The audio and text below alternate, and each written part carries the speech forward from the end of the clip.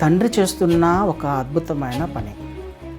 కుమారుడు వెళ్ళాడు, అయ్యా నేను నీ కుమారునిగా ఉండలేను, నేను నీ ఇంట్లో పనివానిగా ఉంటాను, నాకు కొంచెం 3 పూట్ల ఫుడ్ పెడితే చాలయ్యా, నేను నీ దగ్గర పనివానిగా పనిచేస్తాను అని మాట్లాడాడు. ఆ మాట మాట్లాడినప్పుడు ఈ తండ్రి సరే నువ్వు తప్పు చేసావు, నాకు అవమానకరంగా జీవించావు, నువ్వు నిజంగానే ఈ మాట అంటున్నావా లేదా, నిన్ను ఒక నెల రోజులు పరీక్షిస్తాను, నువ్వు అలా ఉంటే అప్పుడు నేను నా ఇంట్లో చేర్చుకుంటాను, లేకపోతే అప్పుడు నీకు కావాల్సింది నేను మళ్ళీ ఇస్తాను, అప్పుడు నా కుమారునిగా నేను స్వీకరిస్తాను అన్నాడా?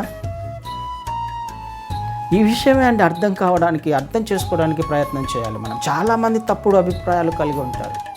నేను మార్చుకున్న తర్వాత, సరి చేసుకున్న తర్వాత ఆయన దగ్గరికి వస్తా. నీ వలన కాదు సరి చేసుకోవడం, నువ్వు మారలేవు. ఆయన బౌండరీస్కి వచ్చినప్పుడే నువ్వు మారగలవు, ఆయన ఇన్స్ట్రక్షన్స్లో ఉన్నప్పుడే నువ్వు మారగలవు, ఆయన ఆధీనంలో ఉన్నప్పుడే నువ్వు మారగలవు. నీ అంతకు నీ ఆధీనంలో నువ్వు ఉండడానికి ప్రయత్నం చేస్తే, నిన్ను నీవు నడిపించుకోవడానికి ప్రయత్నం చేస్తే, జీవిత కాలములో ప్రయత్నం చేసినా నువ్వు ఒక్క అలవాటును కూడా మార్చుకోలేవు కదా. ప్రయత్నం చేసే ఇన్ని సంవత్సరాలు మనకు మారు మనసు రాలేదు, సరిగా ఇంకా ఆత్మీయంగా జీవించలేకపోతున్నానంటే ఇదే కదా మన అనుభవంలో, మన జీవితంలో మనం వెళ్తున్న గొప్ప ఎక్స్పీరియన్స్. ఇంతకంటే కావాల్సింది ఏముంది? మనం ఈ బలహీనతను జయించాను అని చెప్పగలమా? ఒక విషయంలో ఎన్ని సంవత్సరాలు నా జీవితంలో ఈ బలహీనతను నా అంతకు నేను జయించాను అని చెప్పగలమా? అసాధ్యం అండి అది.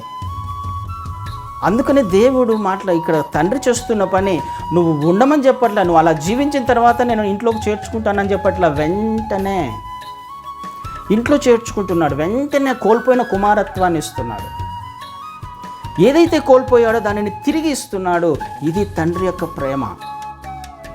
ఈ ప్రేమ అర్థం కాకుండా మనకున్న ఆలోచనలను బట్టి, మనకున్న స్థితిని బట్టి, ఒక్కొక్క మాట చెప్పాలంటే మనకున్న గర్వాన్ని బట్టి మనము ఆయనను దూరంగా వెళ్తున్నాం. మనకున్న చెడ్డ అలవాట్లను బట్టి, అక్రమ జీవితాన్ని బట్టి, అన్యాయమును బట్టి, ఆయన ఆజ్ఞలను తిరస్కరిస్తూ ఆయనకు దూరంగా వెళ్ళే ప్రయత్నం చేస్తున్నాం. తప్పే కదండి, పొరపాటే కదా.